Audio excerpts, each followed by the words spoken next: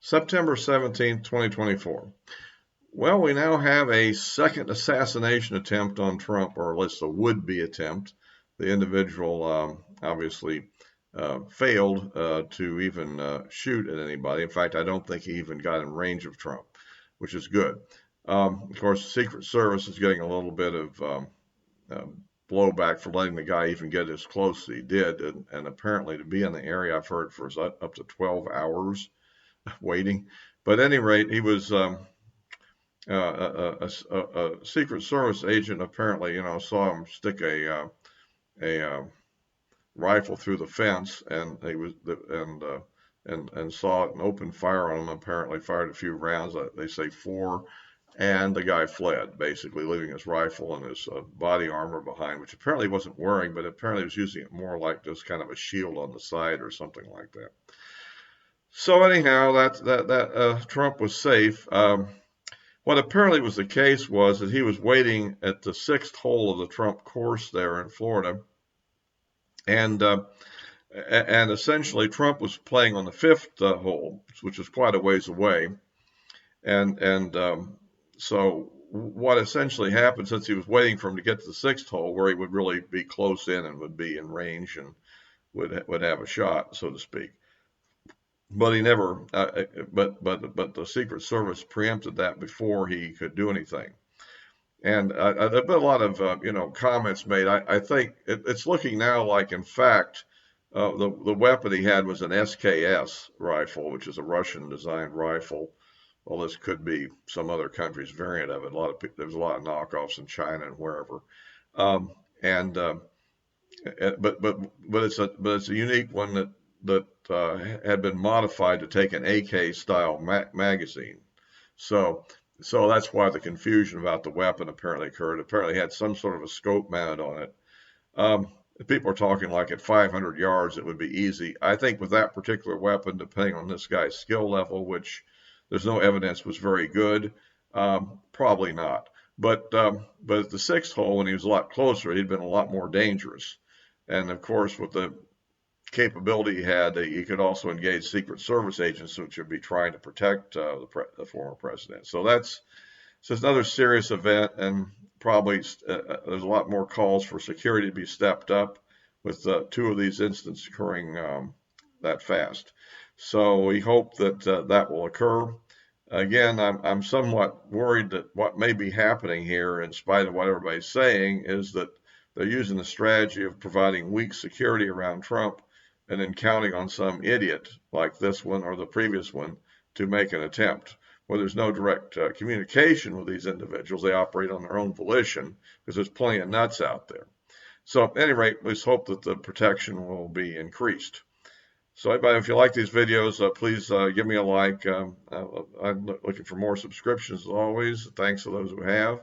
And of course, you can click the bell for notifications if you're a member of YouTube. And of course, on the other hand, if you're not, but you happen to be on Rumble, you can follow me there, and the information on how to do that's in the description below. So, yeah, the other thing I think we have to look at here is the motivation, of course. And it looks to me like from the outset, I think it's largely about the Ukraine war. This guy is obviously very much pro-Ukraine and pro the war. And so I think since Trump has talked about trying to negotiate an end to it, which would probably mean that Russia would still remain in possession of territory that is claimed by Ukraine, that would be very acceptable to the extreme pro-Ukrainian advocates. So at any rate, I think that's one factor. The other factor apparently is he does buy into most of the anti-Trump propaganda the Democrats put out all the time, which is very hate-filled. And I would say, how can I say, Trump does his best, though, to spin up that sort of thing, too. I mean, he always does gratuitous things which he doesn't need to do. Actually, I don't understand why he does it. Like his latest, I hate Taylor Swift. Why does he hate Taylor Swift? If he hates Taylor Swift, does he hate Kamala Harris too? Biden? Every Democrat? I mean, you see what I'm saying? Why say stuff like this? It can't help.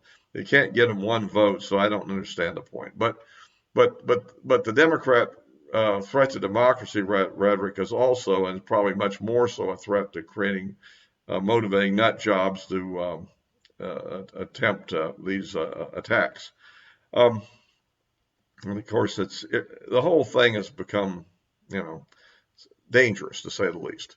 So hopefully the security will be ramped up again. But yeah, but in terms of the motivation, I still think the Ukraine thing may be very dominant in his thinking.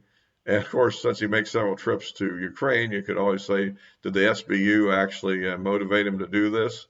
I mean, if somebody like this had pulled this off, probably nobody would consider them really being behind it because he's such a flake.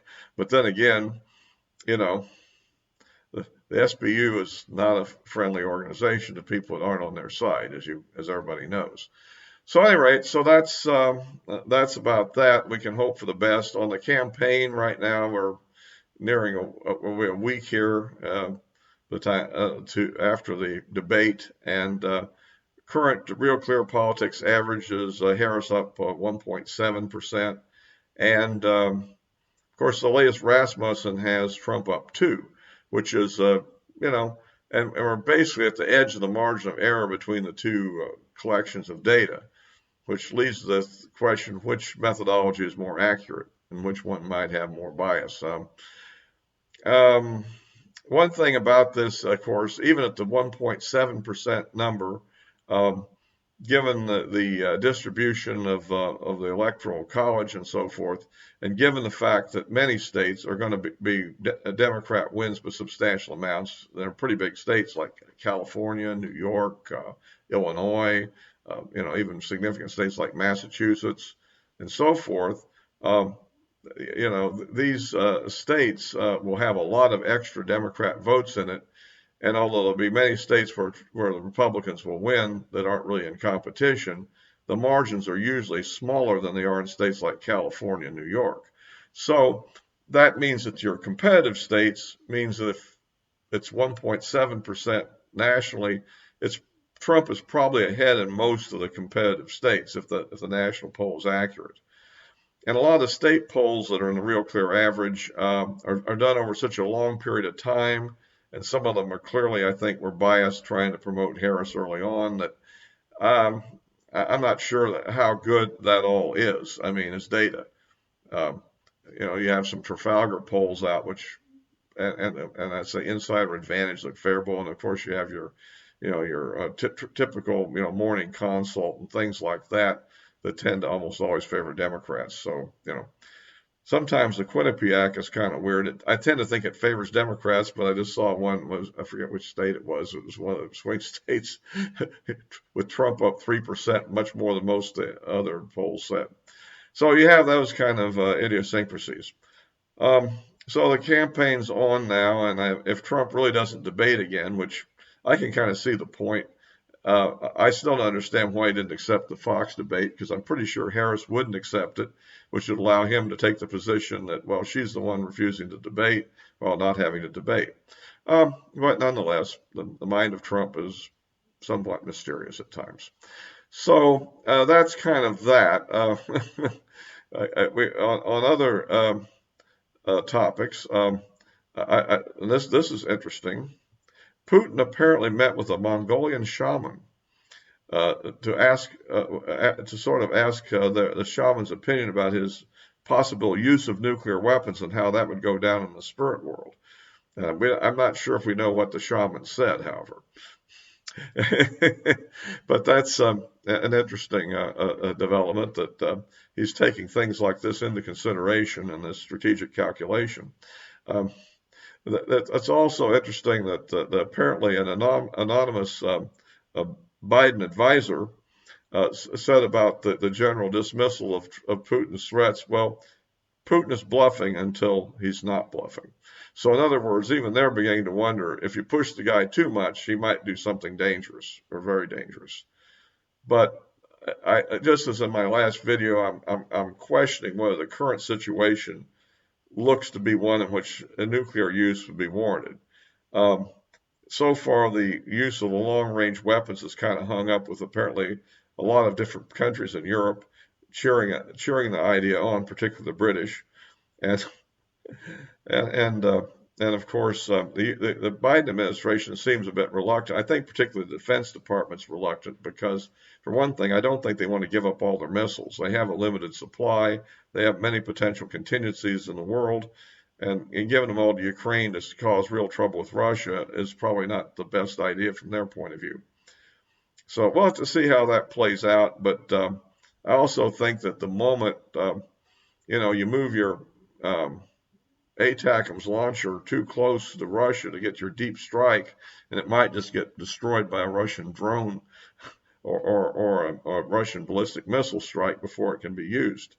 So that's another thing, is look at all the Patriot systems and other anti-aircraft systems that have been destroyed, and HIMARS systems have been destroyed in this Kursk offensive. So that's another, thing to consider. We'll have to see what happens and hope for the best on that. For the moment, it looks like the Russian counteroffensive against Kursk is moving ahead pretty successfully. There is some question about exactly who's encircling whom, but it looks like the Russians are trying to cut off the supply line to the Ukrainian troops that have penetrated the deepest into Kursk. And on the other hand, the Ukrainians are launching a small counterattack in the rear echelon of that Russian offensive, perhaps trying to disrupt it or prevent it from succeeding. So for the moment, I guess we'll just have to wait and see how that goes. But I think the weather looks good for the next couple of weeks, according to one of the people that follow this. So it looks like probably advantage Russia on the Kursk thing, and on the rest of the war, pretty much advantage Russia on the Eastern Front and Donbass.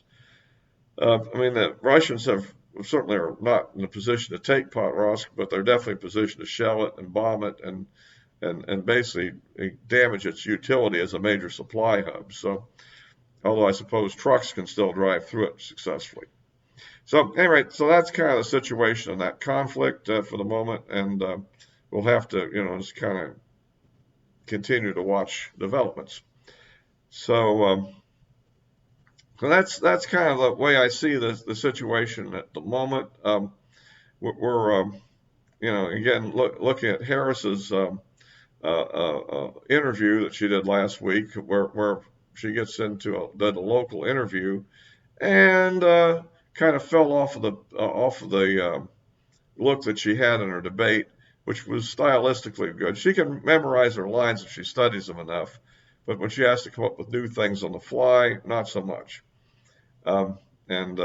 Hopefully Trump will remain a little calmer here and get back to work and